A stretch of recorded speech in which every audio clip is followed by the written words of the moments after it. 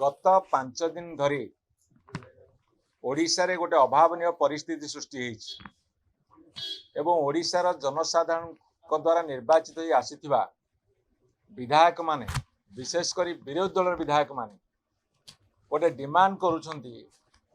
जे SCB medical college रे निया लगी जो 13 जनकर मृत्यु होईची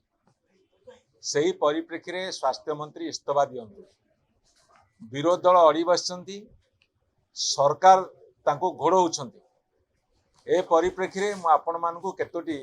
नुआ तथ्य दबाको चाहे। कौन पे राज्य सरकार,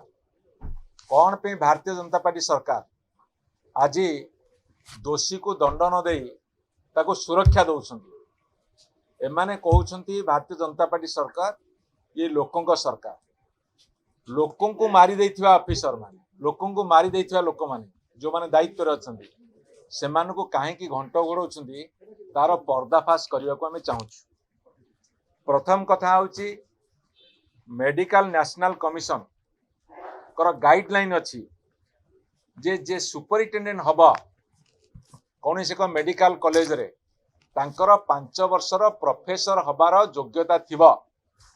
किंतु वर्तमान जी अच्छंती सेठी एससीबी मेडिकल कॉलेज रे सुपरिटेंडेंट नाहंती, इंचार्ज सुपरिटेंडेंट अच्छंती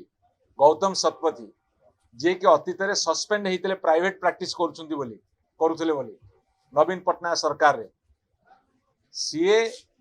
प्रेटी जूनियर एकदम जूनियर तांकर मात्र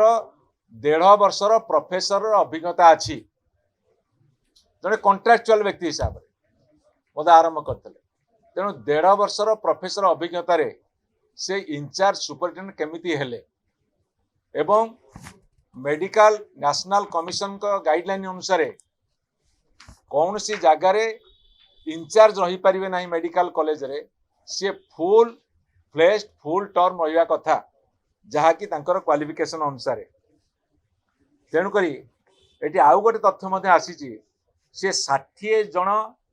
तांको उपरे थिबा सीनियर डॉक्टर्स प्रोफेसर्स को सी सुपरसीड करके इंचार्ज अच्छी। यहाँ आपण मैंने ओडिशावासी को जनवा उद्देश्य रहउची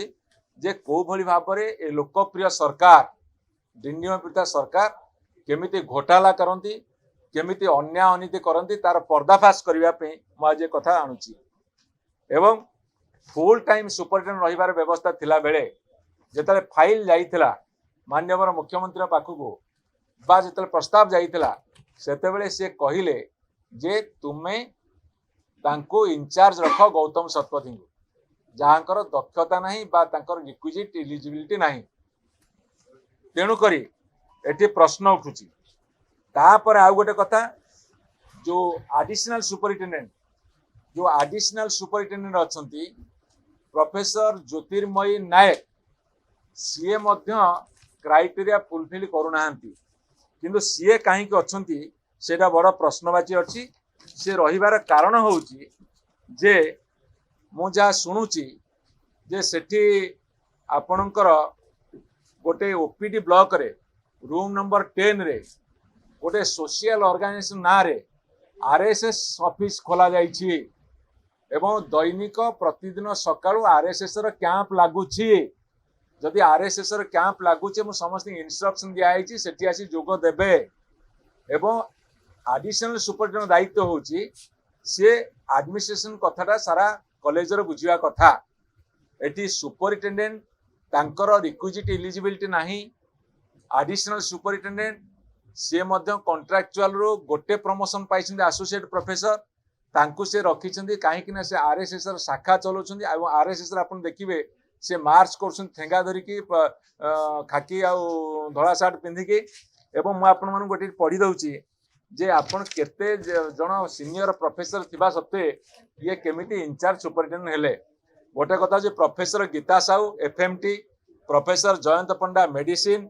प्रोफेसर कीर्तिरेखा महापात्र गाइनिंग, professor Debaprasad Mohanty anaesthesia, professor Manoj Patnaik CTVS, professor Ashok Mallick neurology, professor Bhuban Das surgery, professor Ajay Mishra psychiatric, professor Nirmal Mahapatra ortho, professor Manoranjan Patnaik pulmonology, professor Krishna Kar SPM, professor Laxmidhar Das anaesthesia, professor Liti Mohanty pathology यही भली भाबरे 60 जन प्रोफेसर को सुपरसीड करी इंचार्ज सुपरिटेडेंट रही कौन पे एक कथा माननीय मुख्यमंत्री सरकार उत्तर दिंतु यही जो घोटाला यही जो असंगति ताकू जदि विरोधी दल विजु जनता दल कांग्रेस दल ता साथी सीपीएम दल समस्त विरोधी दल जदि डिमांड करुछंती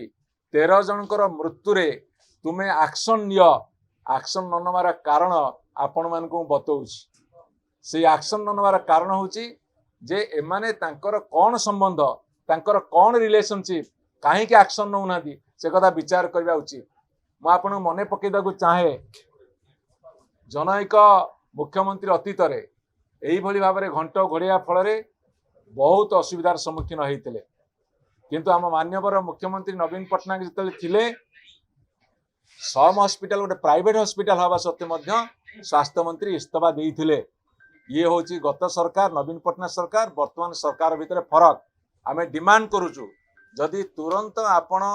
स्वास्थ्य मंत्री इस्तीफा न नेबे एवं ता साथरे सुपरिटेंडेंट एडिशनल सुपरिटेंडेंट जहाँकर योग्यता नथी से भूमिका रे बसिछंती भूमिका निर्वाह करुछंती 60 जन प्रोफेसर को सुपरसीड करी तांको तुरंत गिरफ्त करी भितर पुरांतु नतुबा ए आंदोलन जारी रहिबो।